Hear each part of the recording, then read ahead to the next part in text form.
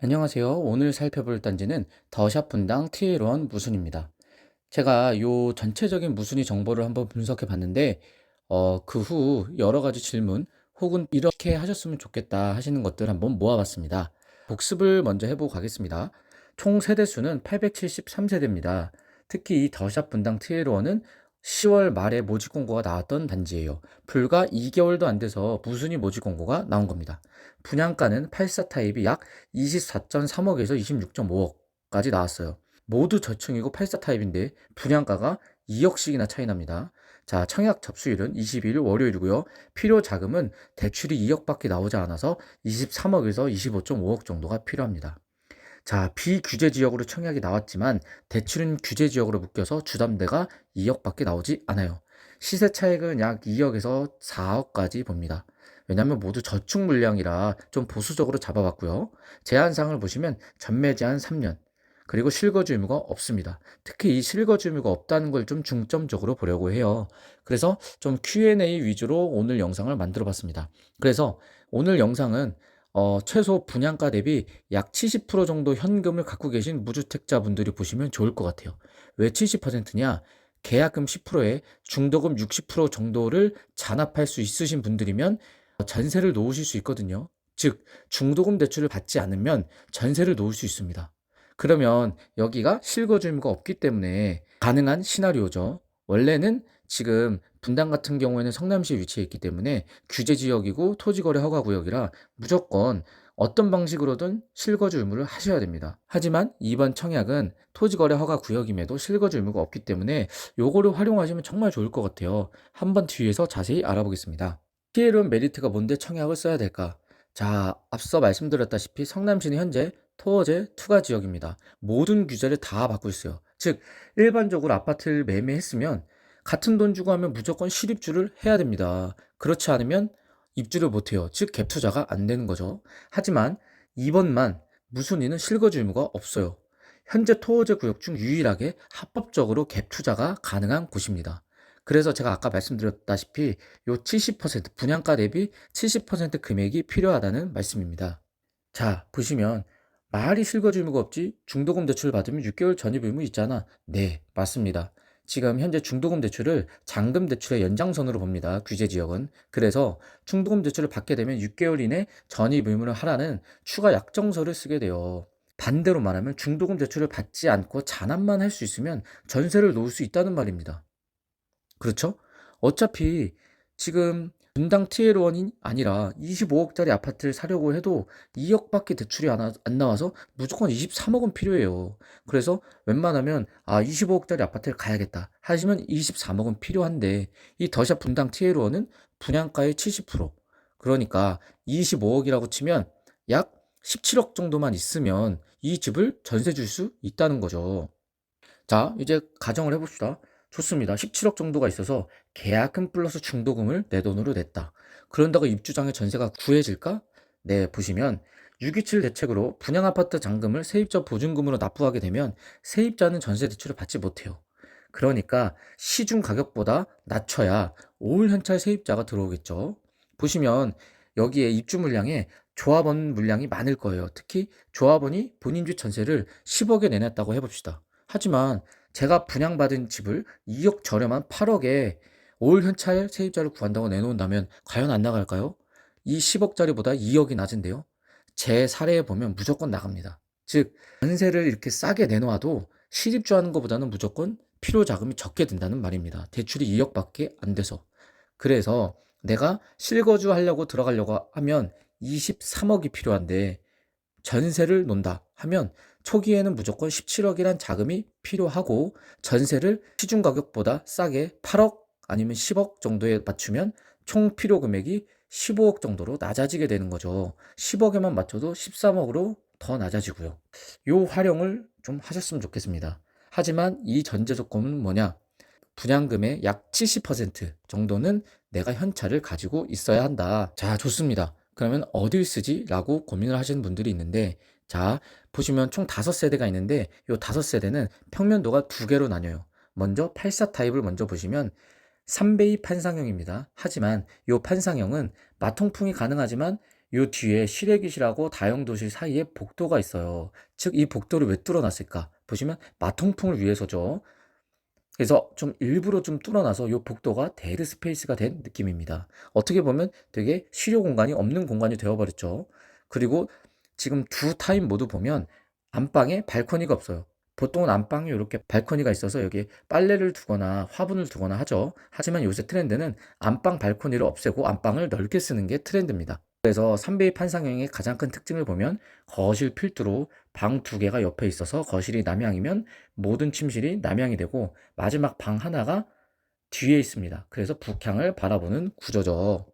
그래서 기본적으로 84 타입과 84.95 타입은 비슷해요. 하지만 84.95는 주방 창이 제대로 나 있습니다. 즉 데드 스페이스가 없어요.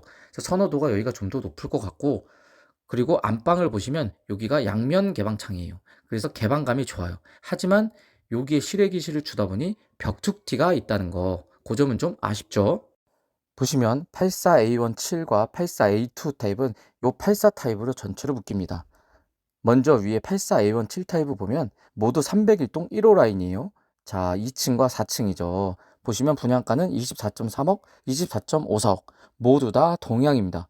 동향을 보지만 앞에 공원이 이렇게 넓게 있어요. 그리고 저 앞에 아파트가 상당히 멀리 위치해 있기 때문에 생각보다는 개방감이 좋을 거라고 예상됩니다. 하지만 정동향이라는 거, 반대로 말하면 요 뒤쪽 작은 방이나 주방 뷰로는 탄천 뷰가 가능하다는 거. 그리고 84A2 타입은 자, 여기 위치해 있습니다. 정남향입니다. 정남향이고 단지 뷰고. 자, 84A6 타입 같은 경우엔 84.95 타입이죠. 요 평면도를 보시면 돼요. 보시면 두 호 자체가 307동 5호 라인이죠. 2층하고 3층. 분양가는 26억대로 정말 높아요. 26.4, 26.5억이네요. 보시면 307동 5호 라인은 바로 요 끝에 위치했죠. 정남향이지만 앞에 단지가 있어서 뷰는 그렇게 좋을 것 같지 않습니다.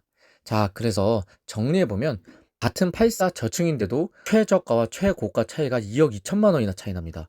24.3억과 26.5억. 그래서 잘 쓰셔야 될 것 같아요. 그래서 나는 동해안이어도 좋다 하시면 그냥 84 타입을 쓰시는 게, 왜냐? 2억이나 저렴하니까요.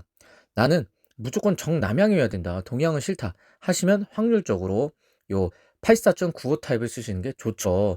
물론 84A2도 정남향이 있지만 3분의 1 확률이라는 거. 자, 그리고 나는 평면도를 많이 보는데 변형된 판상형 싫어. 즉 요렇게 데드 스페이스가 있는 판상형은 싫다 하시는 분들은 무조건 84.95를 쓰셔야겠죠. 그래서 한 가지 또 팁을 드리자면, 지금 나와 있는 게 4층, 3층이잖아요. 5층이 아니라 3층입니다. 그래서 애매한 4층, 3층보다는 2층이 훨씬 좋습니다. 왜냐? 필로티가 있어서 2층이 최저층입니다. 그렇기 때문에 아이 키우는 가정에겐 최고죠. 마음껏 뛰어다녀도 되니까. 자, 그리고 아까 말씀드렸다시피 요 84 타입 동향은 동향이어도 뷰가 좋습니다. 왜냐하면 요 바로 앞에 단지가 없어요. 단지가 여기 있기 때문에 이만큼 뷰가 나옵니다. 그리고 앞에 넓게 공원도 있고요. 그리고 작은 방과 주방은 탄천 뷰가 나서 생각보다 동향이 괜찮아요. 자, 이제 3D 뷰를 한번 봐볼게요. 84 타입 먼저 보겠습니다. 요 301동 정동향이죠. 301동 저층 1호 라인을 보겠습니다. 바로 84A1-7 타입이죠. 여기를 보시면 아까 말씀드렸다시피 정동향 단지 공원 뷰가 나옵니다. 그런데 보시면 요 바로 앞에 아파트가 여기 위치해 있죠. 그래서 거리가 생각보다 되게 멀어요. 그러다 보니 요 거리가 멀어서 생각보다 뷰가 괜찮아 보이죠. 원래 같은 경우는 더 아파트 때문에 더 답답해야 되는데 그나마 동향을 위한 배려라고 보면 되겠네요. 그리고 이제 307동 3호 라인 정남향이죠. 바로 여기입니다. 여기. 자, 여기를 한번 보시면 여기야말로 바로 앞에 아파트 단지가 있어서 정남향임에도 불구하고 뷰가 더 답답해 보이죠. 사실 뷰는 정동향이 더 좋아 보이네요. 동향이라고 하더라도 여기가 작은 방입니다. 요 작은 방, 요 작은 방, 요 작은 방으로 탄천이 보이고요. 그래서 생각보다 동향도 괜찮다. 플러스 분양가도 24.3억으로 정말 저렴하죠. 사실 제 개인적으로는 요 4층을 걸리는 것보단 요 2호 라인이 걸려서 분양가도 싸고 2층 메리트도 가져가고 나중에 팔 때도 2층이 더 잘 팔립니다. 그래서 요 24.3억짜리 301동 201호가 당첨되는 게 가장 베스트일 것 같아요. 자, 다음으로 84.95 라인을 보겠습니다. 3베이 판상형이죠. 자, 보시면 307동 205 라인, 요 맨 끝에 라인이죠. 요 맨 끝에 확대해서 보시면 여기도 정남향이지만 아파트 단지가 다 가로막고 있어서 좀 답답한 감이 있죠. 사실 정남향이라는 점 빼고는 단점이 많아 보입니다. 그리고 분양가도 아까 정동향은 24.2억이었죠. 여기는 26.5억입니다. 무려 2억 3천만 원 차이. 와, 생각보다 차이가 정말 많이 나죠. 저 같으면 쓴다고 하면 요 84.95 타입보단 84 타입을 쓸 것 같아요. 지금 분양가가 2억 5천 정도 차이가 나는데 나중에 팔 때도 2억 5천 차이를 받을 수 있을까라는 생각이 들긴 합니다. 그리고 둘 다 저층이고 말이죠. 자, 이제 소요 비용을 보겠습니다. 이건 저번 영상에서도 한번 했던 내용인데 복습 차원에서 한번 해보겠습니다. 타입이 있고요. 그리고 분양가가 이렇게 써봤습니다. 옵션은 1,000만 원에서 3천만 원까지 다양합니다. 특히 좀 고급화된 옵션이 있어서 사실 풀업하면 7천만 원도 나오지만 대부분 그렇게 하시는 분들이 없다는 가정하에 통상적으로 1,000만 원에서 3천만 원 사이고요. 발코니 확장은 무상입니다. 그리고 중도금 이자는 40% 대출한다고 가정 시 이렇게 듭니다. 그래서 총 소요 비용이 25억에서 27.5억 정도가 들어요. 그리고 말씀드렸다시피 중도금을 대출을 받으면 사실 실거주 의무를 해야 됩니다. 그래서 요 중도금 이자를 써놓은 건 실거주를 한다는 가정하에 제가 적은 거고요. 보시면 중도금 이자는 어떻게 계산하냐? 회차당 납입 금액이 분양가의 10%입니다. 그래서 요 타입을 예시로 들면 요거의 10%, 2.43억. 여기에 금리를 5%로 잡았어요. 근데 금리가 연금리이기 때문에 월금리, 한 회차당 금리로 나누면 12로 나눠야겠죠. 거기다가 요 1회차가 26년 3월 23일 날 납부하는데 입주 기간이 2027년 10월입니다. 그래서 약 20회차를 납부하게 돼요. 그래서 요 곱하기 20번을 하게 되면 중도금 요 1회차 때 비용이 총 나옵니다. 그래서 여기다가 20회차 그리고 17회차 곱하기 14회차 곱하기 10회차 요거를 다 더한 게 6,100만 원 정도가 나옵니다. 그래서 중도금 이자를 6,100에서 6,680 정도로 잡았죠. 그래서 결과적으로 총 소요 비용은 25억에서 27.5억 정도가 든다라고 보시면 됩니다. 필요 자금을 설명드리겠습니다. 자, 보통은 솔직히 말해서 실거주 한다고 계산하고 접근하시는 게 마음이 편합니다. 왜냐면 25억이 넘다 보니 2억 대출밖에 나오지 않아요. 그래서 23억에서 25.5억 정도, 즉 약 분양가 정도가 필요하다라고 생각하면 마음이 편한데 아까 말씀드렸다시피 여기는 규제를 피한 정말 유일무이한 단지예요. 그렇다 보니 요거를 좀 사용하고 싶다 하시면 요 전세 주는 거를 좀 고려해 보셔야 돼요. 그런데 요 전세 주려면 가정이 아까 말씀드렸죠. 중도금 대출을 받으면 안 돼요. 그렇기 때문에 중도금 대출을 받지 않는다는 가정. 그러면 얼마가 필요하죠? 분양가의 70%가 필요하다는 점을 말씀드렸습니다. 계약금 10%에 중도금 60%가 필요한 거예요. 그리고 옵션은 최소한으로 해야겠죠. 중도금 대출을 받지 않다 보니 중도금 이자도 발생하지 않고요. 그래서 분양가 25억 대비 70%, 약 17억 정도는 내 돈이 있어야 된다. 하지만 이게 목돈으로 나가는 게 아니라 계약금에서 2억 5천, 중도금 1회차 때 2억 5천 이런 식으로 다단계식으로 나갑니다. 그러다 보니 한 번에 빠져나가는 돈이 아니라는 점을 꼭 명심해 주시고요. 전세를 준다고 가정하면 84 기준 30년 넘은 구축 아파트가 지금 7억 안팎입니다. 여기 보시면 바로 밑에 있는 아파트가 7억 안팎이고 20년 된 분당 아이파크 그리고 파크뷰가 10억에서 11억 5천이에요. 여기 위치해 있죠. 자, 그러다 보니 TL1은 초신축, 초역세권을 감안하면 현재 기준으로 보수적으로 12억 정도라고 생각합니다. 현재 그 전세 가격도 계속 오르고 있죠. 그러다 보니 입주할 때쯤이면 전세가 더 오를 수도 있어요. 그리고 여기서 또 생각해야 될 게 627 대책으로 분양아파트 잔금을 전세보증금으로 납부 시 세입자 전세 대출을 받지 못해요. 그러다 보니 제가 말씀드린 요 12억보다도 더 보수적으로 내놔야 되긴 합니다. 왜냐하면 입주 시점이라 전세 물량이 생각보다 많이 나올 수가 있어요. 어떤 물량이냐? 조합원들이 갖고 있던 물량이죠. 그래서 조합원들 물량이 12억에 나왔다. 그러면 저는 올 현찰 세입자를 만나야 되기 때문에 12억보다 2억이나 3억 정도 저렴하게 내놓는 겁니다. 그럼 9억에 내놓죠? 그럼 과연 안 나갈까요? 제 사례로 보면 이렇게 2, 3억이나 싸게 전세를 내놓으면 무조건 나갑니다. 자, 실거주하면 대출이 2억밖에 나오지 않는데 내가 중도금을 잔압을 하고 이렇게 전세 계획을 세우면 마지막 때 전세를 최소 9억에 맞출 수 있어요. 그렇게 되면 소요 비용이 요 실거주할 때 2억보다 전세를 9억에 맞추기 때문에 7억이란 돈을 세이브할 수가 있죠. 이게 엄청 큰 차이라고 봅니다. 자, 하지만 여기서 또 알아두실 게 전세를 이렇게 맞춘다고 해도 나중에 실거주 2년은 해야 됩니다.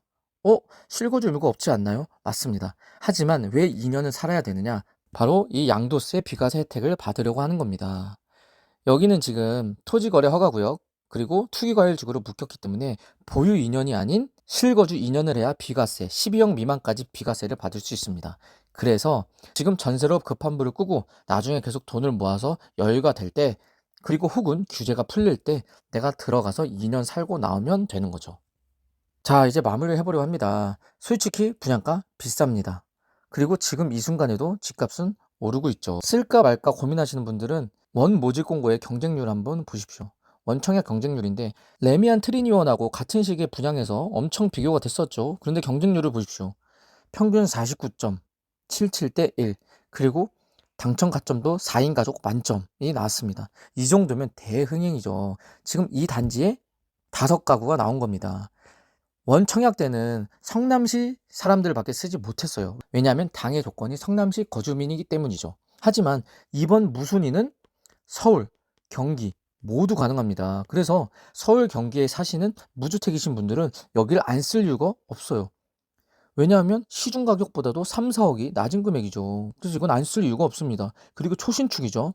제 생각엔 여기를 고민하시는 분들은 분명히 현금을 가지고 계신 분들이죠. 그래서 현금이 가지고 있다는 가정하에 이 현금으로 기존 아파트 매매하는 것보다는 당연히 몇 억이라도 저렴한 이 청약을 들어가는 게 맞습니다.